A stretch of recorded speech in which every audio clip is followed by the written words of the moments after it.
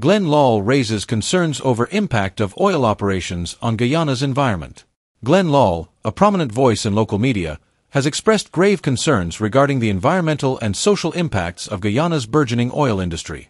In a recent video statement, Lall highlighted the stark realities facing citizens as a result of the country's oil discovery, warning that the promised blessings from the oil sector may be evolving into a national disaster. Lall spoke passionately about the sharp changes in Guyana's climate, which he believes are exacerbated by the oil operations.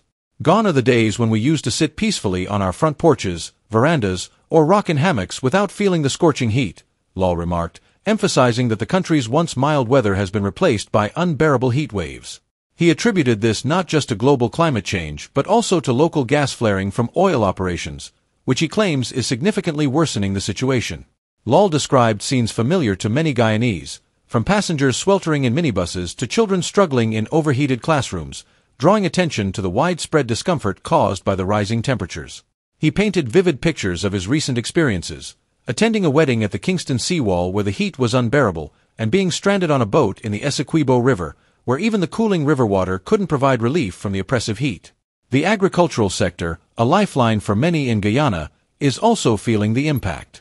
Lall pointed out the diminished quality of produce available in markets, with fruits and vegetables looking as though polio passed through the fields they came from. He stressed that while some attribute the worsening heat to climate change, the gas flaring from oil operations is a major contributor that is not being sufficiently addressed. In his message, Lall urged the public to be aware of these pressing issues, expressing concern for the well-being of not just people but also animals suffering from the relentless heat. "I shudder to think what the animals are going through at this present moment," he said, adding that the heat is making it difficult even to host outdoor gatherings. Glen Lall's statement underscores the urgency of holding oil companies accountable for their environmental practices and raises questions about the long-term sustainability of the industry in Guyana.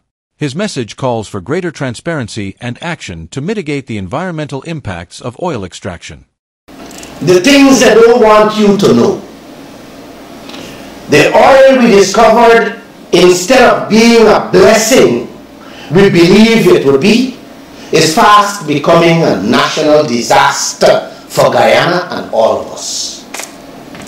Gone are the days when we used to sit peacefully on our front porches, our verandas, or rock in the hammocks without feeling the scorching heat bearing down on us from the intense heat wave hitting Guyana. Gone are the days when we drive in our vehicles, enjoying the fresh, cool breeze through the windows as we cruised along the roadways. Today, passengers in minibuses are sweating like pigs, and our children, who once sat happily in classrooms without fans, is now sweating like animals do. Just walk into a private or public office without air conditions. It smells like roast hog. Just 2 weeks ago, I attended a wedding on the seawall in Kingston, a place where we all used to relax and enjoy the fresh, cool breeze of the Atlantic. But there I was, sweating like never before. The speedboat I was in, heading to Essequibo a few days ago, developed an engine problem in the middle of that Essequibo River. Instead, the water and the waves kept us cool, waiting on help. All of us were sweating. Can you now hold a party in your yard these days? Think about it. I shudder to think what the animals going through out there at this present moment. Look at what we're getting in the markets today for greens and provisions. They look like polio passed through the fields they came out from. As for the fruits, You could hardly recognize the difference between the mangoes or guava. All because of this unbearable heat wave. Check it out yourself. And they want us to believe this heat is solely caused by climate change, when in fact that's not all the truth. The burning, the flaring of that gas from the oil operations out there is one of the biggest contributors to our losses and sufferings. Let me explain this.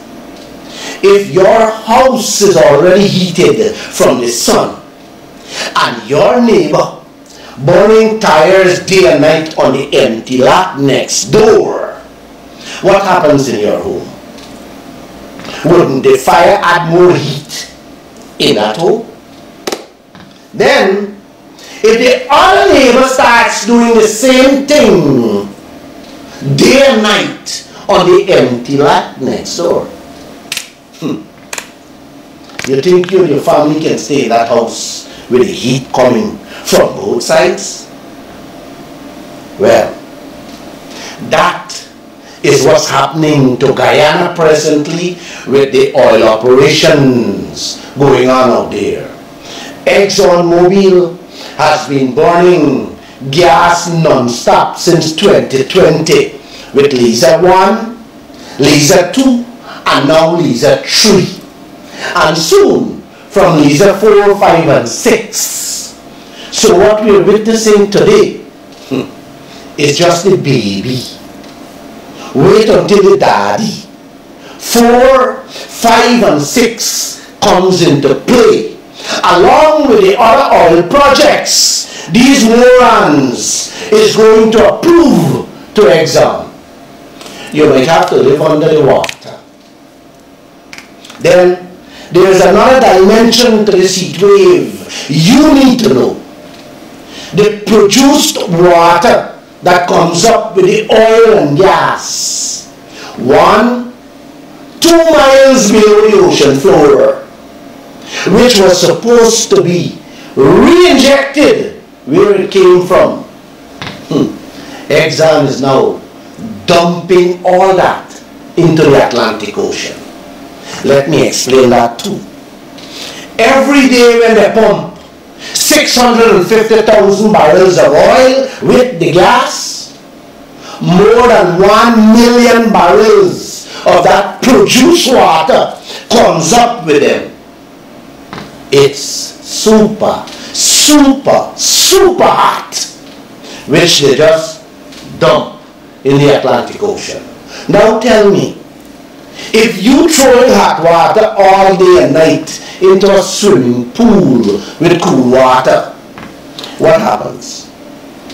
Yes, it raises the level of the water in the pool and changes the temperature of the pool water.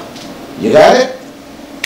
So, we have a triple whammy on our hands today. Climate change, the non-stop burning of the gas out there, and the dumping of that super hot produced water. Thanks for listening, and please share.